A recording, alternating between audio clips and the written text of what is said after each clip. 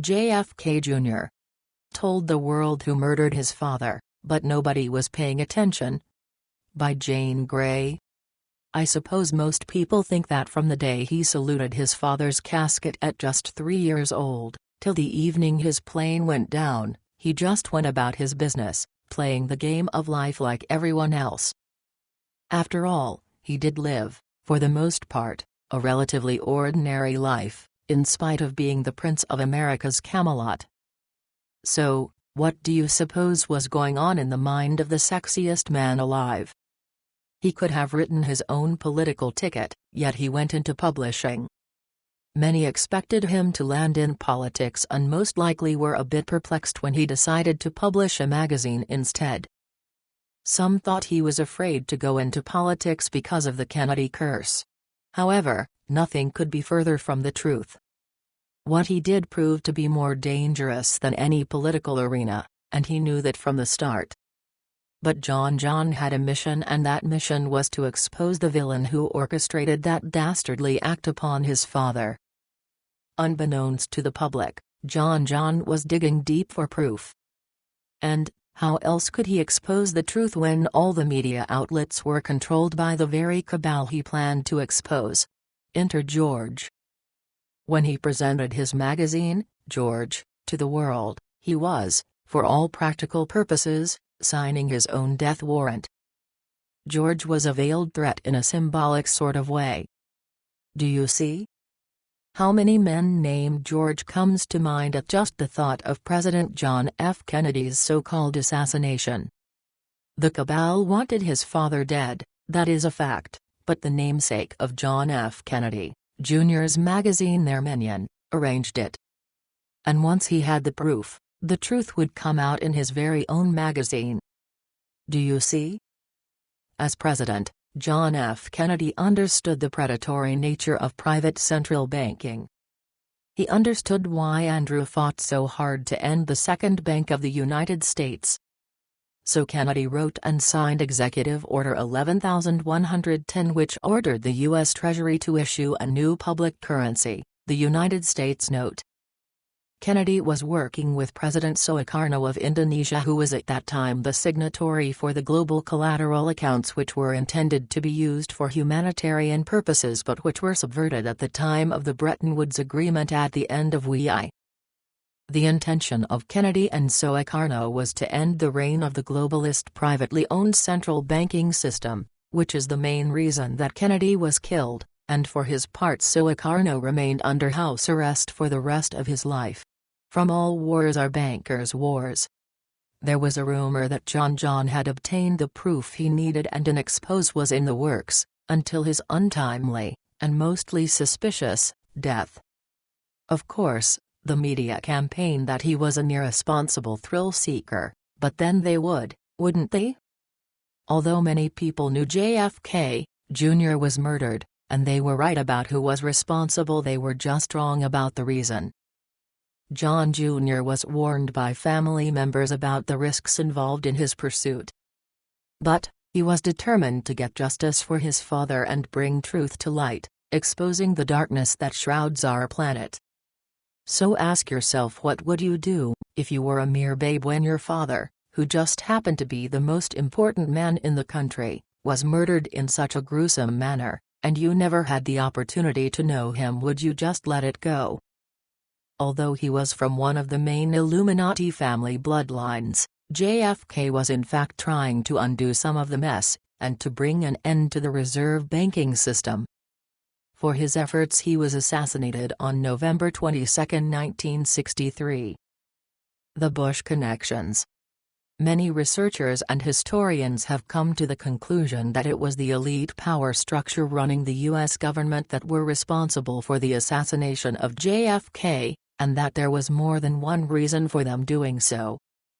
There are photographs claiming to show that George Bush was at Dealey Plaza on the day of the killing, and while they might be inconclusive, there are multiple other sources that George Bush was one of those responsible for the assassination of JFK and that he was indeed there that day. The Dark Legacy takes an in-depth look into the evidence supporting this. Dark Legacy? It never ends. More Startling Evidence of Bush in Dallas, by John Henke, thedarklegacy.com. I don't think we are much encouraged to see history as science. Quite the opposite, actually. And of course, that's all politics. The winners write history, and the truth be damned. Even science can have trouble trying to act like science when political issues are involved, as we see with evolution, tobacco and cancer, and global warming. But I think history does have a lot in common with physical science. For example, I can remember when continental drift, the idea that Africa and America were once stuck together, was very much considered just a theory, ridiculed by some, and regarded with amusement by many, and promulgated as likely by a tiny minority. 50 men have run America, and that's a high figure. Joseph Kennedy, father of JFK, in the July 26, 1936 issue of the New York Times. But as time goes by, the evidence accumulates, and the meaning of old evidence begins to settle in, and ideas that were once considered outrageous gradually get worn in and start to be regarded as obvious common sense. Part of this process is the continual accumulation of new evidence. New pieces are added to the puzzle and the picture becomes more clear.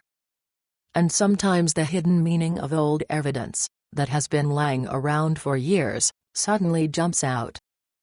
Evidence of the fossils and minerals that can be found on the east coast of Africa, and on the west coast of Brazil, may have been lying around for years, before someone decided to look and see if they matched, and found that they did, and proved conclusively that West Africa and Brazil were once attached. With regard to George H.W. Bush and the murder of John Kennedy, Joseph McBride found this memo in 1988. FBI Director J. Edgar Hoover wrote this memo 5 days after the assassination, naming George Bush as a CIA officer. The last, and most crucial paragraph, is very hard to read. The following is a transcription. The substance of the foregoing information was orally furnished to Mr. George Bush of the Central Intelligence Agency and Captain William Edwards of the Defense Intelligence Agency on November 23, 1963, by Mr. V.T. Forsyth of this Bureau. When it was first released in 1978, George Bush was an obscure bureaucrat, a virtual unknown. So when the best researchers on the planet saw this memo in 1978, they didn't pay much attention to it. When Bush became vice president 2 years later, no one was able to connect his now well-known name to this obscure memo. But when Joseph McBride was messing around in 1988, Bush was running for president, and when McBride saw the memo, he jumped up and shouted, "Hey, this memo is about Bush. It says he was in the CIA, way back in 1963. And for the longest time, the focus was on this simple isolated fact that Hoover said Bush was in the CIA in '63. Bush said the memo must be referring to another George Bush, because he wasn't in the CIA at that time. But over the years, people were able to assemble the facts from Bush's personal life, showing his deep involvement with the CIA at that time, and with the CIA's anti-Castro Cubans in the memo. Hoover calls them misguided anti-Castro Cubans. And over time, it has become undeniable that Hoover was referring, in his memo, to none other than George Herbert Walker Bush. And for a while, that was it. End of story. But the title of this Hoover memo is, Assassination of President John Fitzgerald Kennedy. Isn't that important? Well, you'd think so. But for the longest time, no one made much out it. Besides, Hoover scarcely mentions the assassination in the memo, instead focusing on these misguided anti-Castro Cubans. The body of the memo does not appear, at first, to be in any way related to the title of the memo, The Assassination of President John F. Kennedy. But then Mark Lane, in his book Rush to Judgment, did the fabulous work of demonstrating, and in fact persuading a jury, that he, Howard Hunt, a major lieutenant in the CIA's misguided anti-Castro Cuban program, was in Dallas and involved in the assassination. With this background, with this framework to guide the researcher, it was then possible to assemble the considerable evidence linking Bush to Hunt. People might have taken some notice before that Bush made the unusual request, as Nixon's ambassador to the UN, to be given an office in the White House. They may have noticed that Hunt, although he was not being paid by anyone in the White House, or answering to anyone that we know of in the White House, also had a White House office. The very word secrecy is repugnant in a free and open society, and we are as a people inherently and historically opposed to secret societies, to secret oaths and to secret proceedings.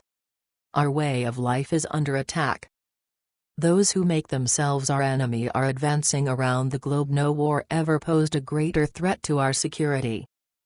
If you are awaiting a finding of clear and present danger, then I can only say that the danger has never been more clear and its presence has never been more imminent, for we are opposed around the world by a monolithic and ruthless conspiracy that relies primarily on covert means for expanding its sphere of influence, on infiltration instead of invasion, on subversion instead of elections, on intimidation instead of free choice, on guerrillas by night instead of armies by day.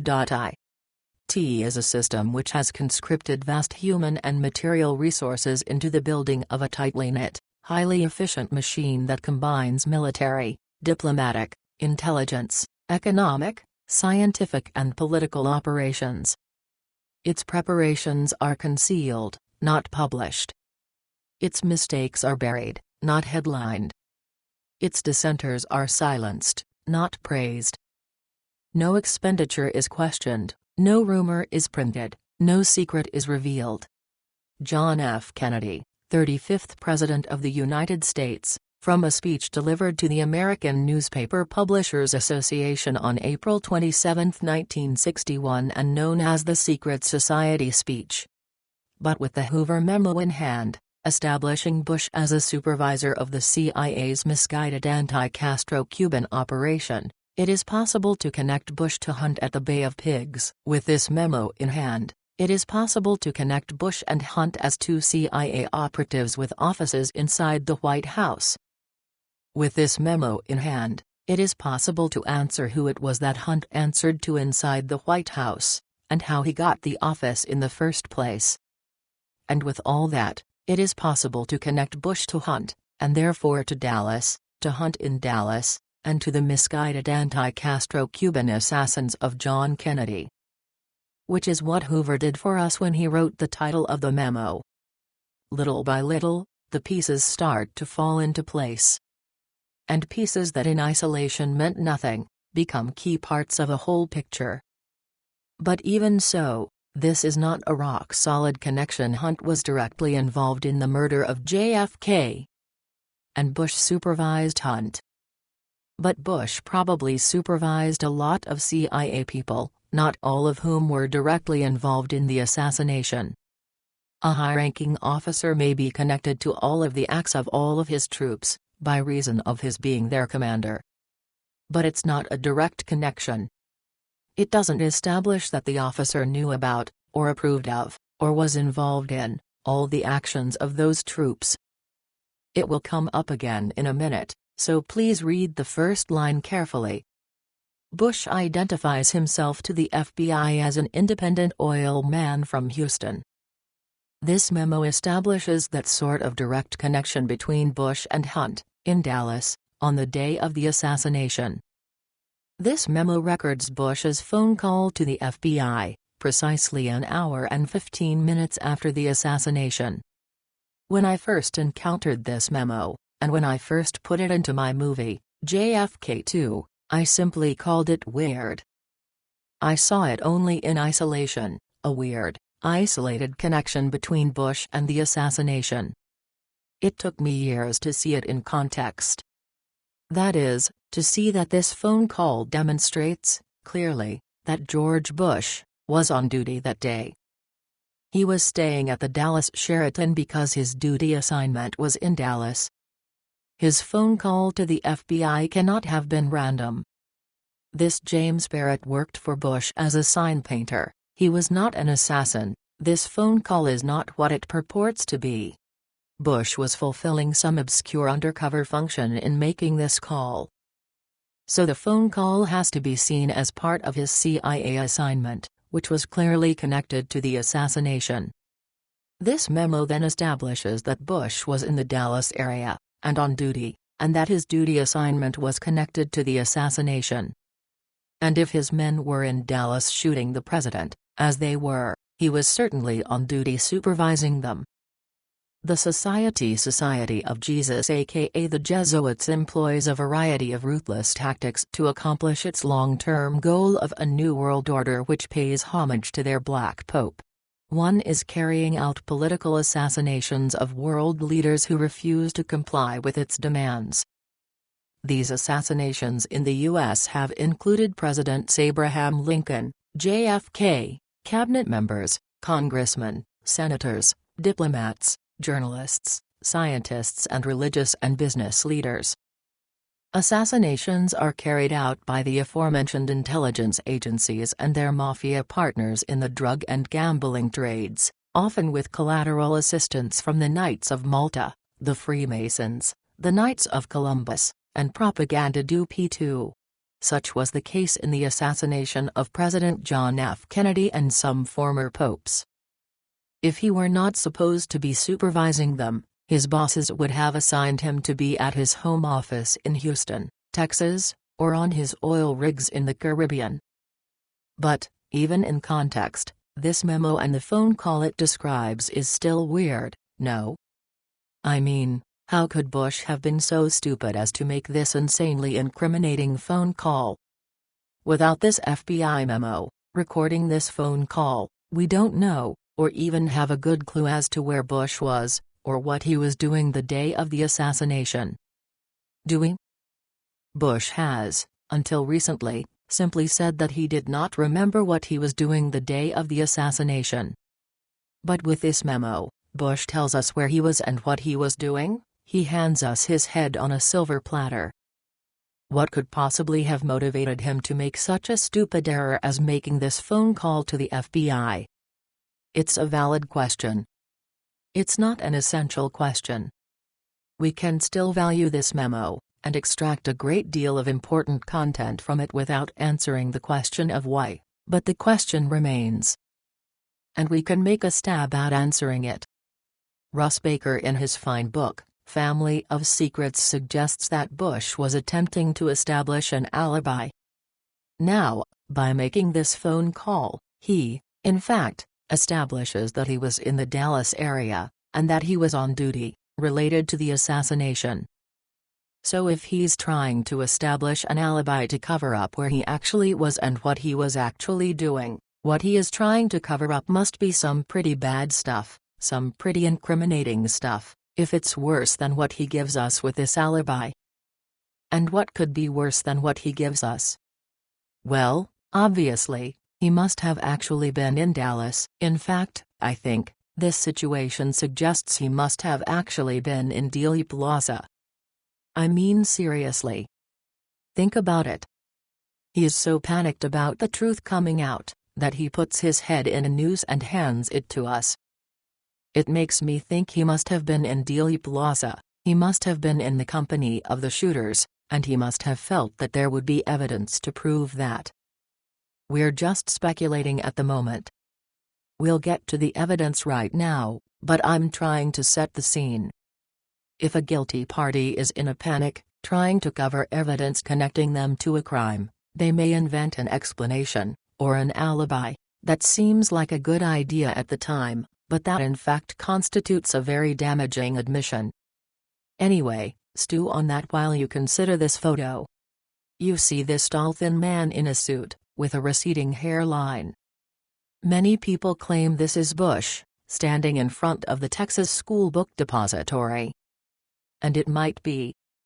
It might be a lot of people. And perhaps, when he called the FBI and incriminated himself, Bush was concerned that he might show up in a better picture than this, where he was positively recognizable, looking towards the camera. Personally, I don't think this photo looks much like Bush, and in fact, I didn't think he'd be stupid enough to just be hanging around the murder scene. I thought he was sufficiently high-ranking that he'd leave such on-scene stuff to his underlings. Right? At least in my mind, if you're an officer like Bush, you're the coach. You plan, you train and prepare your people, and then you stand back and watch it happen. Or so I thought. Fletcher Prouty was certain that he saw pictures of Ed Lansdale, a military operative of the highest rank, signaling to the tramps arrested behind the grassy knoll to be cool, that everything was all right. Hunt was a high-ranking CIA officer, chief of the CIA's Mexico station, and his son says he is one of the tramps who show up in several photos of men who were arrested behind the grassy knoll. So, some of the highest-ranking members of the killer's operation were apparently there, on the front line, to make sure that when things went wrong, as they inevitably do, these high-ranking officers could be there to fix whatever the problem was. So, given that high and low-ranking CIA officers were present, this photo of this thin man in a suit might, indeed, be Bush. It's possible. And now, look at this picture of the Daltex building. The Daltex building is across the street from the book depository, and many leading researchers into the assassination, including Jim Garrison, say there was certainly a team of shooters in this building. And as you can see, some imaginative individual has added some color to indicate 3 men in this window. Very creative, very imaginative, and at least plausible. Still, it takes way too much imagination and effort to see Bush's face. Actually, you don't have to stop and read it, because I'll quote the relevant part. It's a statement from Roger Craig, winner of the Deputy of the Year Award for Dallas in 1960, and one of the most honest men working that day in Dallas. He is an amazing and heroic fellow, worthy of all the time you could take looking into his background and character. And here, in the following passage, he is describing a conversation he had with Jim Garrison, and he says, "Jim also asked me about the arrests made in Dealey Plaza that day.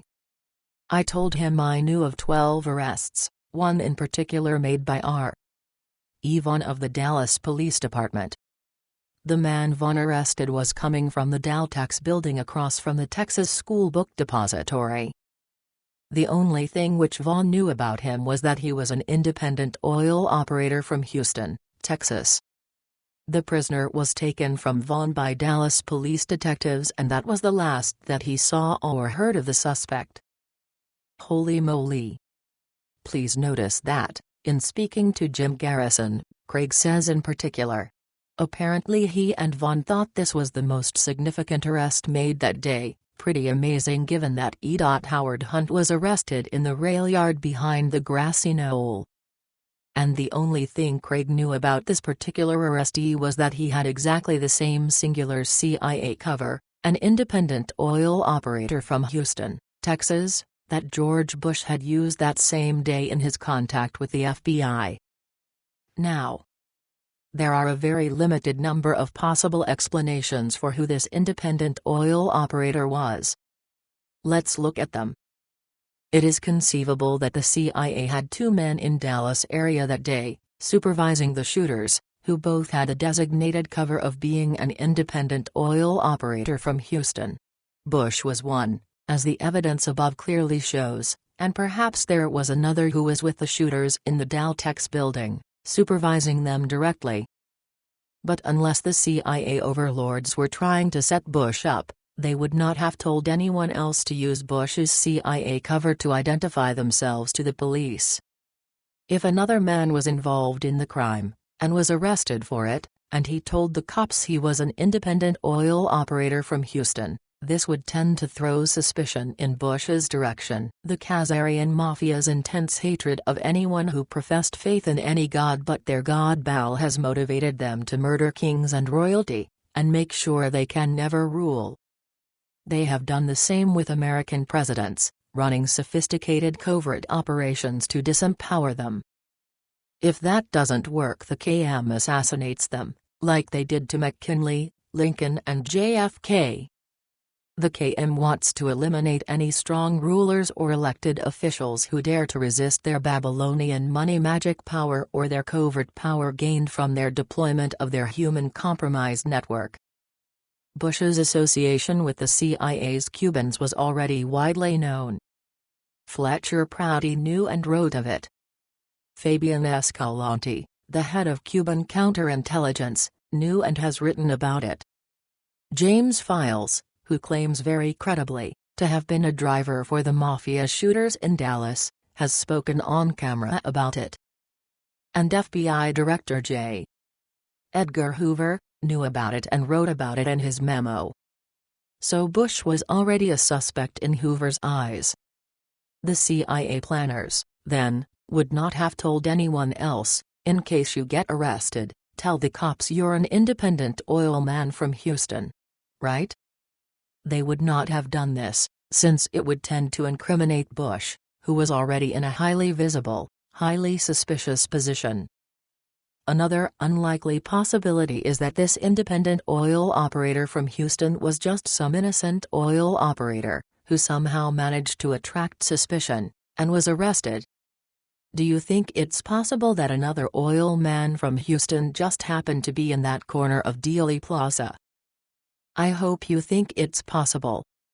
Because, as unlikely as it seems, if you think it was possible, then certainly Bush would have been reasonable in thinking that, as he was being arrested, there were other independent oil operators in the crowd who witnessed his arrest.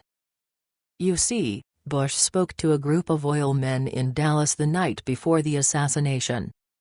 If it were possible that some of them were in Dealey Plaza, he would need to be terrified of the possibility that some of them might actually have seen the arrest, and would have been able to identify him as the object of that arrest. No wonder, then, that Bush freaked out, and made this stupid incriminating phone call to the FBI. Even if it showed that he was not in Houston, or in the Caribbean, but in Dallas, at least it suggested that he was not in police custody for the murder of the president, in Dealey Plaza. But now stop and think a minute, why was he arrested? What was he doing that drew this cop's attention at all? What could he possibly have been doing to make this cop think that he needed to arrest Bush?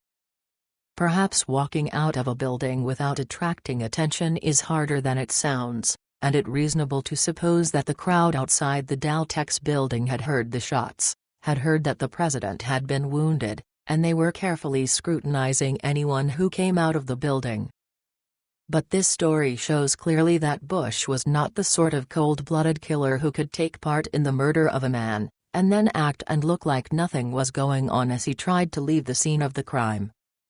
And it turns out that as an old man, Bush continues to suffer from this character trait, of being unable to hide feelings that need to be kept secret. As you can see below, at Jerry Ford's funeral, Bush suddenly breaks into a wide grin while speaking of the Kennedy assassination. This is not a Mona Lisa smile. This is face-wrenching spasm of glee. In a minute we'll take up the question of why Bush would grin at his recollection of watching John Kennedy's brains splatter. The point for us now is that he apparently had a similarly inappropriate, show-stopping expression on his face as he attempted to exit the Daltex building. He had the look of a murderer in his eye, so clearly that it could not be missed, as this funereal grin could not be missed. And the guilt plastered all over Bush's face drew people's attention. And this cop, Vaughn, arrested him. Now remember, Roger Craig tells this story in the context of his discussions with New Orleans District Attorney Jim Garrison about the suspects who were arrested that day and who then evaporated without leaving a mugshot, interview, fingerprint, or name. Garrison spoke not only to Roger Craig, but he no doubt spoke to Vaughn, who made the arrest. And Garrison adds the following. At least one man arrested immediately after the shooting had come running out of the Daltex building and offered no explanation for his presence there. Local authorities hardly could avoid arresting him because of the clamor of the onlookers. He was taken to the sheriff's office, where he was held for questioning. However, The sheriff's office made no record of the questions asked this suspect, if any were asked, nor did it have a record of his name. Later, 2 uniformed police officers escorted him out of the building to the jeers of the waiting crowd. They put him in a police car, and he was driven away. Apparently this was his farewell to Dallas, for he simply disappeared forever. On the trail of the assassins, p. 238. This vision of the panicked Bush being arrested, no doubt terrified as he was taken to the police station, and possibly even booked, though the record of any such booking has been destroyed, provides a context that explains a number of Bush's otherwise mysterious actions. Certainly Bush was freaked out and panic-stricken. An angry crowd clamored for his arrest, and jeered his release. Being a newbie in these dark affairs, Bush didn't have confidence in the ability of the old devils at CIA to make water run uphill, to make time run backwards, to silence the witnesses, to destroy the records, and make it all go away. And so he panicked. He acted on his own, stupidly. He called the FBI, thinking that he was cleverly providing evidence that it wasn't him who was arrested in front of the Daltex building that day. In his panic-stricken state, this seemed like a good idea. He was unable to see that he was actually creating a permanent, absolutely positive record of his involvement. We can now also explain the grin. He grins ridiculously at Jerry Ford's funeral, at the mention of John Kennedy's murder, not because he is such a ghoul that he thinks splattering the contents of Kenny's head all over Jackie Kennedy was funny, but because mentioning the assassination causes him to recall the comedy of errors that produced his own ridiculous panic, arrest, more panic, and so on. Garrison wrote his paragraph about Bush's arrest in 1988. Deputy Craig's article was written in 1971 and posted in 1992. But the significance of these paragraphs was discovered last week. There hardly was an internet in 1992 when Craig's article was posted. And for 19 years, no one noticed that this phrase, "independent oil man from Houston," is a very unique description of Bush.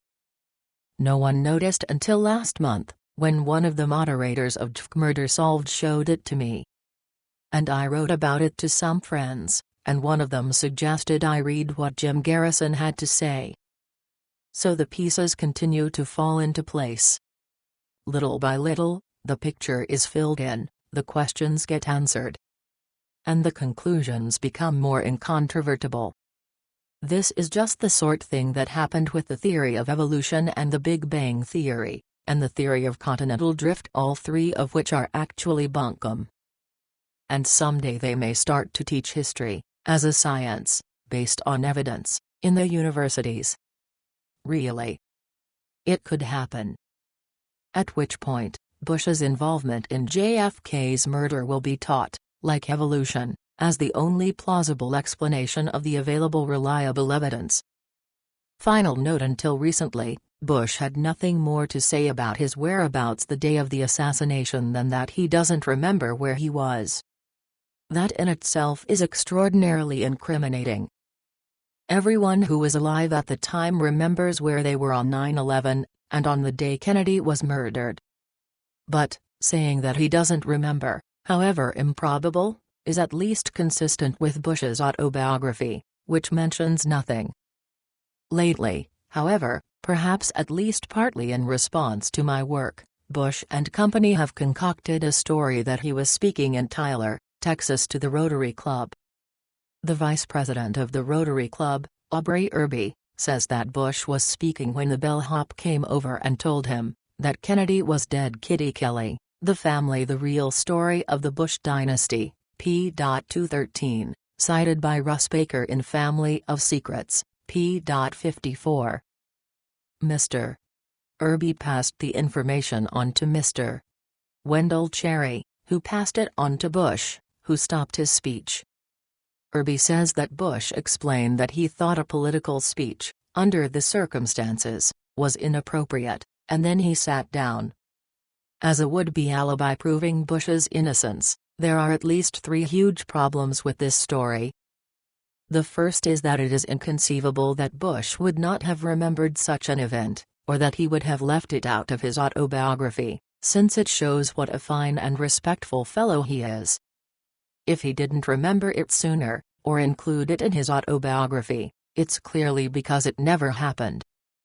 The second huge problem with this story is that it couldn't possibly have happened, that is, it is made impossible by Bush's original alibi, his phone call to the FBI, as you'll see. The witness who tells this story, Aubrey Irby, says that Bush excused himself and sat down. It doesn't say that he rushed out of the room in a frantic search for a phone. The problem is that Walter Cronkite's announcement to the world that Kennedy was dead came at 1:38 p.m.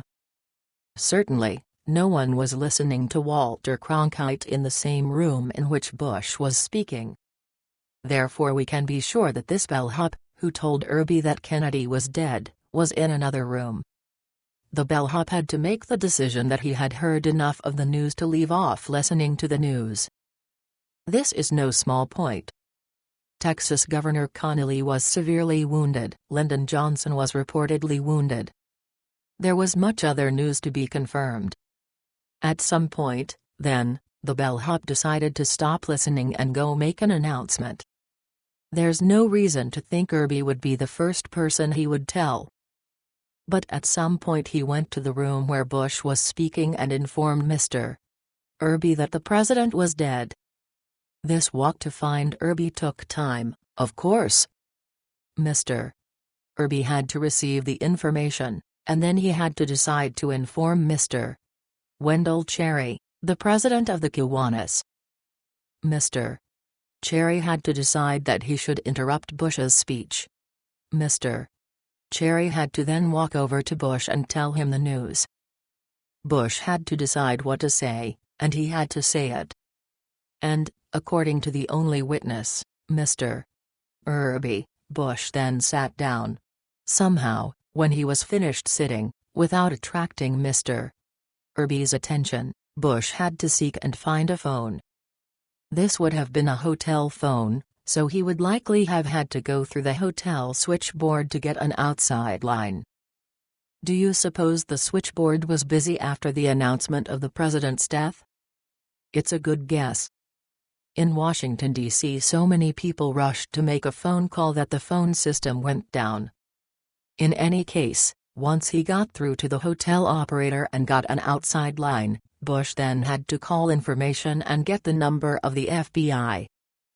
After getting through to information, and getting the number, he then had to call the FBI, and penetrate their switchboard, which was, no doubt, very busy, and he had to locate an agent, on what must have been the busiest day in the history of the Dallas Bureau. How many minutes do you suppose that would take? 20 seems a fair guess, though it seems implausible that a civilian could even get through, given all the official police business going on at the time. We know that the Dallas FBI was all over the murder scene, confiscating camera film and intimidating witnesses, so it's hard to imagine how Bush, an hour after the shooting, was able to reach an agent at all. Given the sitting that Mr. Irby observed Bush doing, for all this to have transpired in 45 minutes would be tidy work. But Bush had to do all of this, as the FBI memo states, by 1:45, 7 minutes after the news of Kennedy's death first went out, which is blatantly impossible. The third problem is this question of why Bush would feel that it was necessary to concoct such a story at all. Why does he have to tell us this lie? Why does he have to get others, like Irby, to lie for him? The irony is that the harder he tries to make himself appear innocent, by lying, the more evidence he gives us of his guilt. There are some people who manage to point to this and say aha. That's why Bush was in Dallas. Not to kill the president, but to speak to the other oilmen. But as the Hoover memo shows, being an oilman was just a cover for Bush's real occupation as a CIA supervisor of trained killers.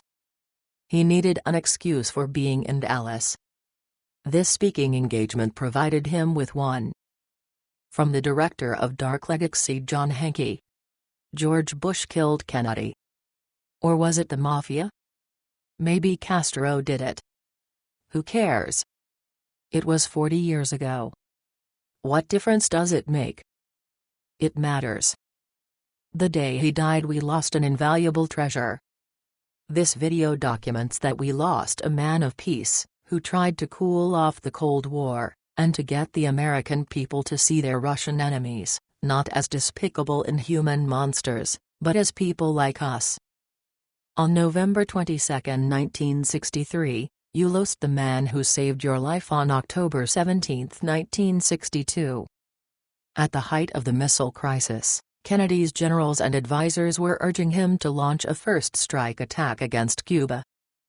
They assured Kennedy that the Russian missiles in Cuba were not nuclear and were not ready, but that he and they should quietly slip away to the safety of bomb shelters anyway, just to be safe, and then launch an attack, leaving the rest of us out to die. Kennedy thought about it. And then he told them that nobody was going anywhere. If anyone died, they would be the first to go, sitting as they were in the White House, the prime target of those Russian missiles. Together they then figured out a safer plan. Robert McNamara, Secretary of Defense at the time, recently learned from the Russians that the missiles were armed, were ready, were nuclear, and that their commanders were authorized to use them in case of an attack. If you live in the Northern Hemisphere, the lives of your parents, and your future, were certainly saved by John Kennedy on that day. It matters that his killers be exposed. In his farewell address, President Eisenhower had warned Kennedy, and the rest of us, of the threat posed to democracy by what Eisenhower called the military-industrial complex. And while Kennedy famously went after the CIA, and refused to commit troops to Vietnam, I always wondered why he didn't more openly attack this military-industrial complex. And then I stumbled upon a speech he gave at the United Nations. As you will see in the video, he called upon the Russians, and United Nations, to help him to take on this military-industrial complex, in order to abolish all armies and all weapons.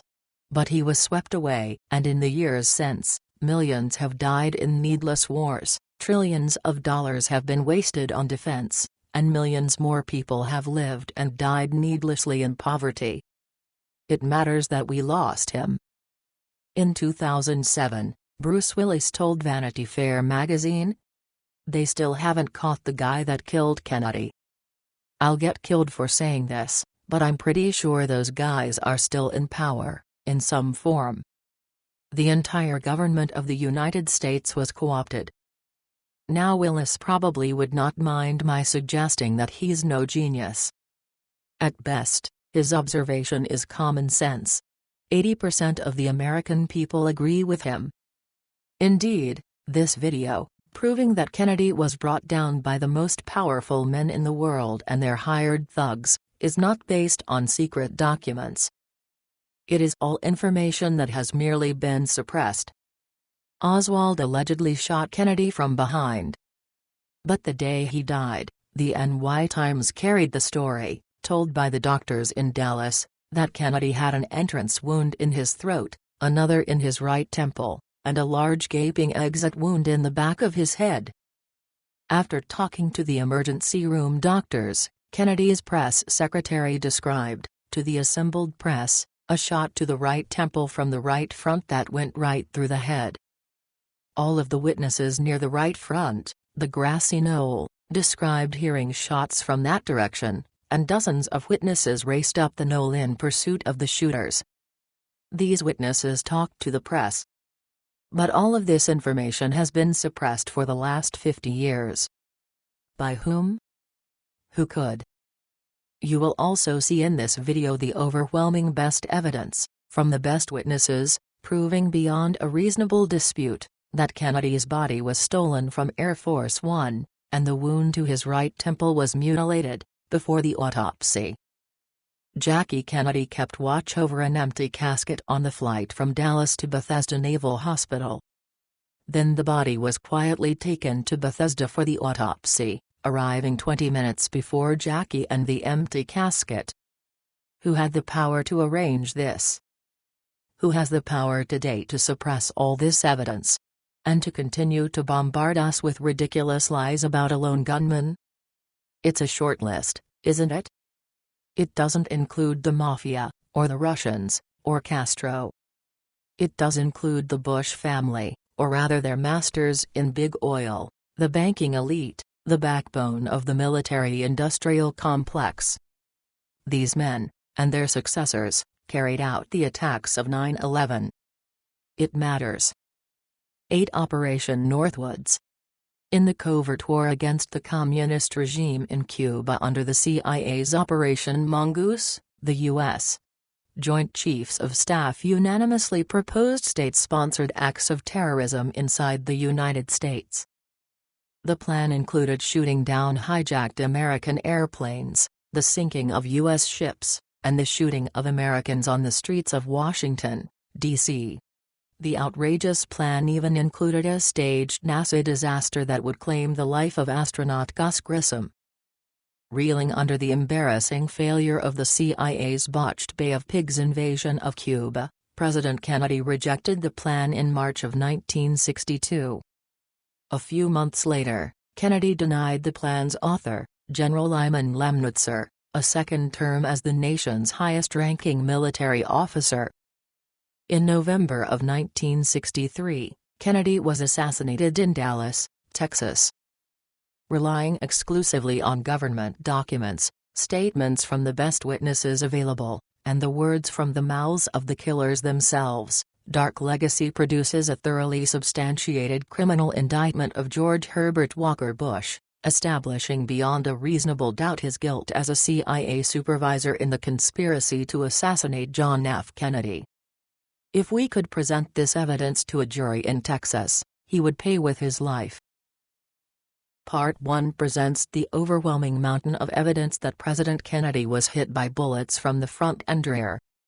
Every witness in the Dallas emergency room attests, on camera, to the fact that a bullet from the right front blew a fist-sized hole in the back of the president's head. The New York Times carried these statements on the day of the murder, and has covered them up ever since. Part 2 presents the on-camera testimony of the witnesses who actually handled the president's body, the FBI report, and the photographic evidence, all proving unequivocally that the president's body was stolen from the Secret Service and the wounds altered, before the body was delivered to Bethesda Naval Hospital for the autopsy. Jackie Kennedy accompanied an empty casket on the plane flight home. Who had the power to do all this without attracting public attention? It's a short list. Part 3 presents the Nazi connections of the Bush family, which prompted the FBI to seize their assets during WW II, as Nazi assets. It presents the suppressed fact that Watergate burglar and CIA operative E.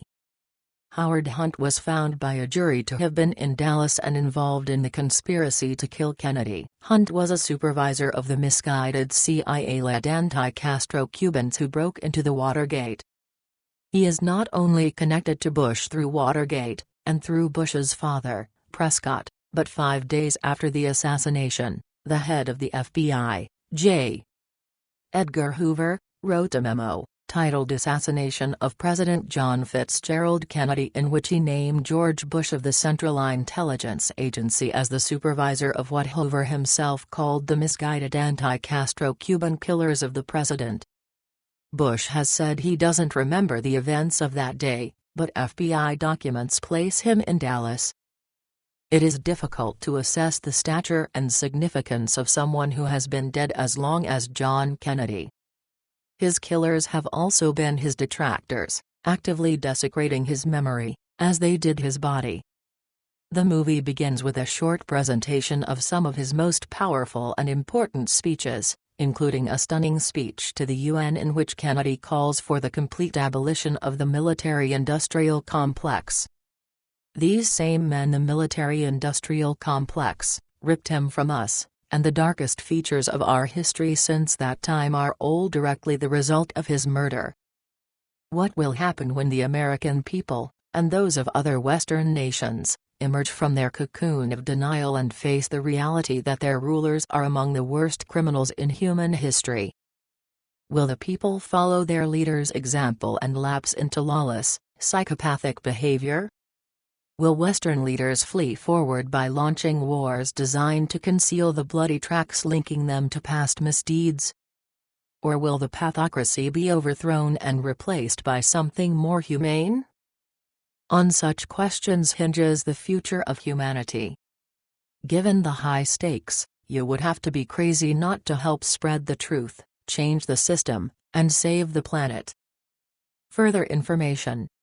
Evidence of Revision is a 9-hour-long documentary series whose purpose is to present the publicly unavailable and even suppressed historical audio, video, and film recordings largely unseen by the American public relating to the assassination of the Kennedy brothers.